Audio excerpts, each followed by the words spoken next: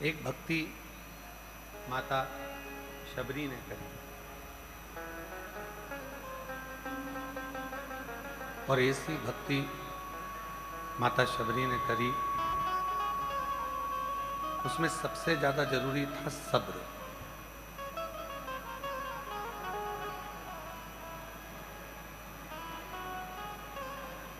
शबरी के माता शबरी के जीवन में सब्र था।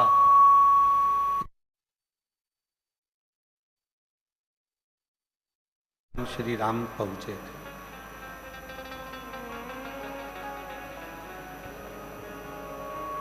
जिसकी जिंदगी में, जिसके जीवन में, जिसने सब्र को पकड़ लिया कि हाँ थोड़ा समय लगेगा, हो जाएगा, मंजिल मिल जाएगी, कुछ अच्छा हो जाएगा, समय लगेगा, कुछ अच्छा हो जाएगा, कुछ अच्छा प्राप्त हो जाएगा। एक मूल है हमारा सब्र।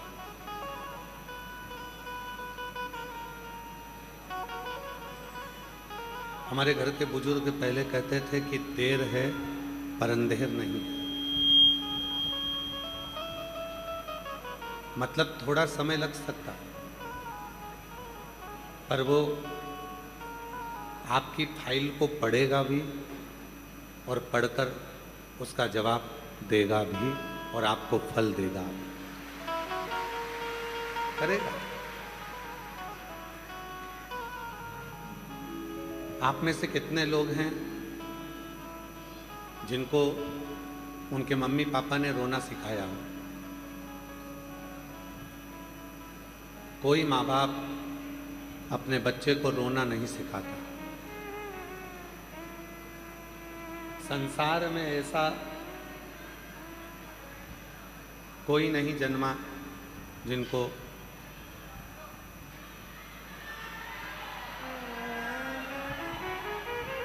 संसार में कोई ऐसा नहीं जन्मा जिनको रोना सिखाया गया। अभी ठीक है, बस इधर का चालू कर दो, बाकी का ठीक है।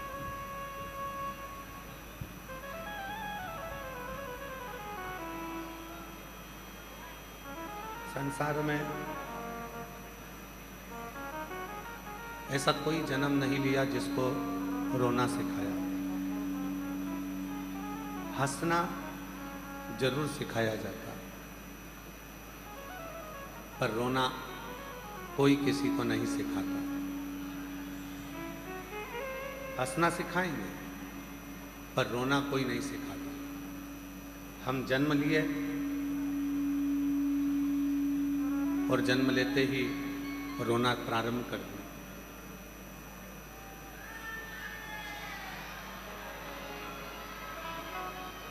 जन्म हुआ और जन्म होते ही हमने रोना प्रारंभ कर दिया। उस रोने को किसी ने नहीं सिखाया। बच्चा छोटा होता है तो हम उसको कहते हैं मुस्कुराने के लिए, हंसने के लिए, उसको हंसाने का प्रयास करते हैं, मुस्कुराने का प्रयास करते हैं। उसके चेहरे पर प्रसन्नता लेकर आते हैं। है आशीष, जरा देखो उधर पर इधर पर थोड़ा साउंड का आवाज़ खुलवा, पीछे भी आवाज़ नहीं है।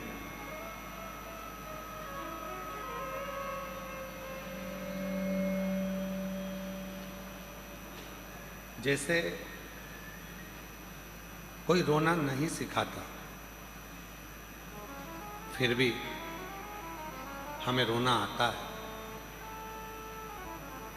पर मुस्कुराना सिखाया जाता है, हंसना सिखाया जाता है कि आप थोड़ा सा मुस्कुराइए।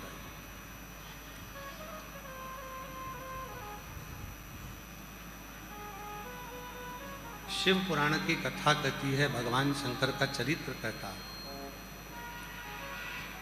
जिस दिन संसार का मनुष्य रोने पर ध्यान कम देकर मुस्कुराने पर ध्यान देना प्रारंभ कर देता है, उस दिन मंजिल भी उसके करीब में आना प्रारंभ हो जाती है।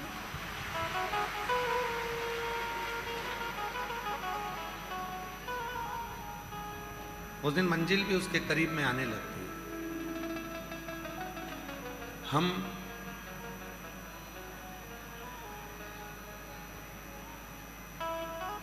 चौबीस घंटे हर पल, हर घड़ी, हर क्षण कुछ ना कुछ टेंशन में, कुछ ना कुछ चुभन में, कुछ ना कुछ परेशानी में, कुछ ना कुछ चुभन में हम डूबे ही रहते हैं।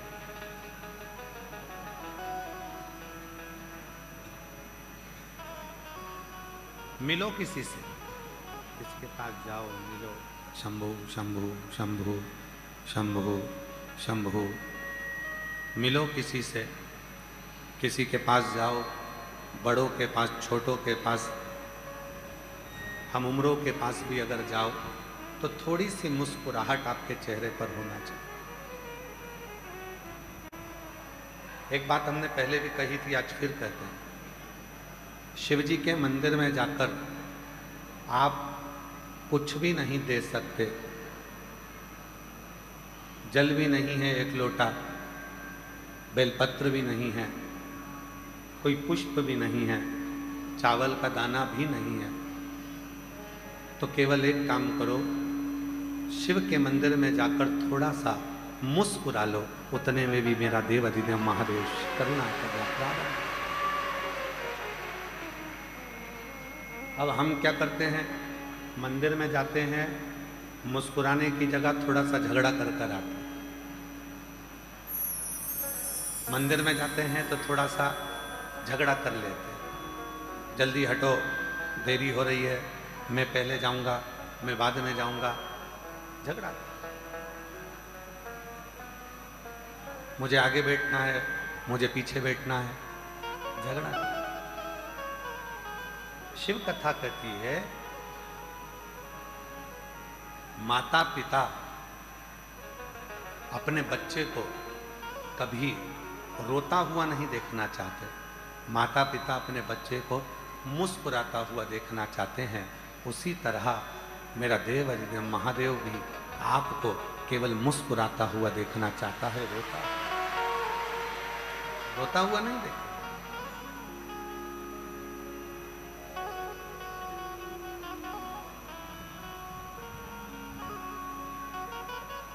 हृदय से। कल एक कथा चल रही थी अनलासुर की, और बीच में कथा आ गई थी पर्वत मुनि की।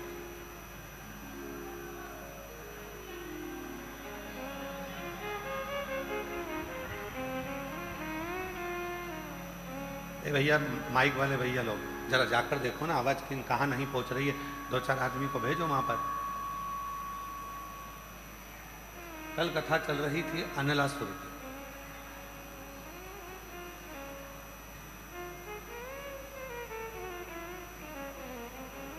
और उस अनलासुर की कथा में कल अपन श्रवण कर रहे थे, और बीच में फिर पर्वत मुनि की कथा आ गई, जिन्होंने पार्थिव लिंग का पूजन करा, जल चढ़ाया, वृक्षों की पत्ती तोड़कर शिव जी को समर्पित करी, और भगवान शंकर उनके सामने प्रकट हुए। शिव प्रकट।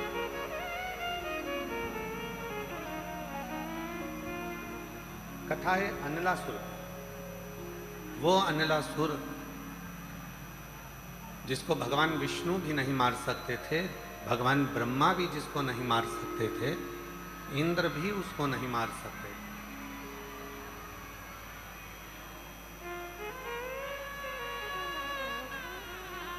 ना भगवान विष्णु मार सकते हैं उसको, ना ब्रह्मा मार सकते हैं उसको, ना इंद्र मार सकते, उसको कोई नहीं मार सकता। इतने वर उसके पास में थे कि वो उन वरों के कारण प्रबल हो चुका है, बड़ा प्रबल।